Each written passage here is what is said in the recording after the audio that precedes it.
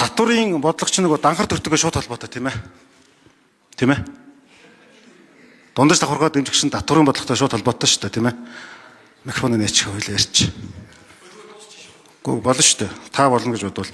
Тэмүүжин гишүүний санаачилж байгаа энэ ерөнхий сайдын тэр одоо эндрийг буулгаад яг энэ гишүүдийнхээ дунд парламентыг хянагддаг байх засгийн газрын энэ хандлага бол өөрөө энэ данхар төрийг буулгах, дээрэс нь иргэдийнхэн одоо хандлагыг ойлгох, чих зөөлөнтэй гүйцэтгэл байх ийм одоо агуулга байгаа. Та үнийг дэмжиж байгаа юу? Энэ зүгээр хэлбэрийн асуудал ш. Агуулгын хандлагын асуудал байгаа. Та үнийг дэмжиж байгаа юу? За энийг асуулт. Хоёрдугаарт би бэлдсэн асуултаас өөр асуулт асуучих. Өчигдөр Улаанбаатар төмөр замын хувийн нийлүүлсэн нийгэмлэгийн дарга Хэрлэн гэдэг хүн тэр одоо Тархуул аймгийн Хонгор сумын салхитад очиод зарим их хурлын гишүүдтэй хамт төмөр замчтай уулзаад энэ нөхөн сонгуулийн өмнө ийм улс төрийн агуулга бүх уулзалтанд ороо яваадах юм. Та энэ дээр хариуцлага тооцож өгмөр байна.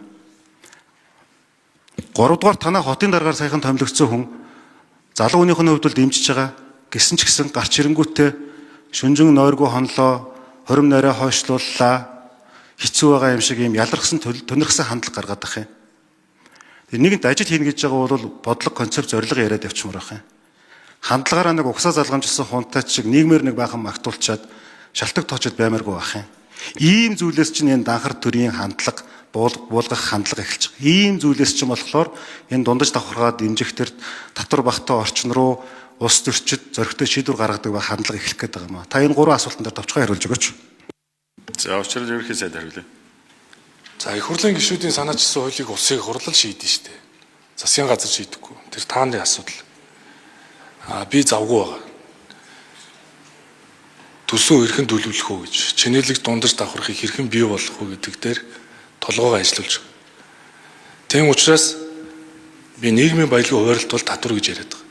Би маш тодорхой ярьж байгаа. Аж ахуйн нэгжийн орлогын албан татврын 1.5 тэрбум төгрөгийн борлуулалтаас доош байсныг би 2.5-д хүргэснээрээ 180 мянган аж ахуйн нэгжийг бий болгож байгаа.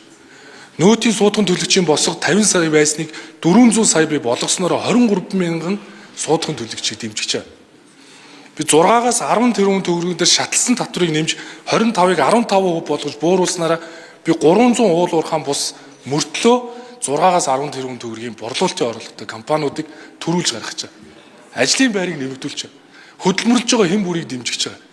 Нийгмийн даатгалын шимтгэлийг татвар шиг битгий санаасаа би хүсэж байгаа.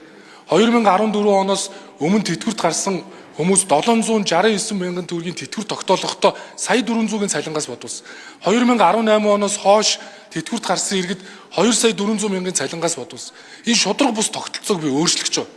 Тэрнээс биш тэтгэврийг 20% нэмлээгээд 769 дээр ч 29%, 2 саяын тэтгэвэр дээр ч 20% нэмэгдлээ гээд энэ шудраг бус байна. Тийм учраас энийг шийдэж байгаа. Төрийн албан агчийн цалин 33 хуулиар зохицуулж байна. Их хурлын тамгын газрын иргэний, засгийн газрын хэрэглэх газрын иргэний өөр цалинтай 33 хуулийг өөрчилж төрийн албан агчийн цалин хөлсийг шудраг болгох гэж байна. Халамжийг нэгтгэж бууруулах гэж байна. Халамжийг зорилтод бүлэгт 26% нь хүрэхгүй шин. Энийг би 50% хүргэх гэж байна. Ийм л ажилтаа байна. Тэгэхээр санд суудлал яахан тааны асуудал.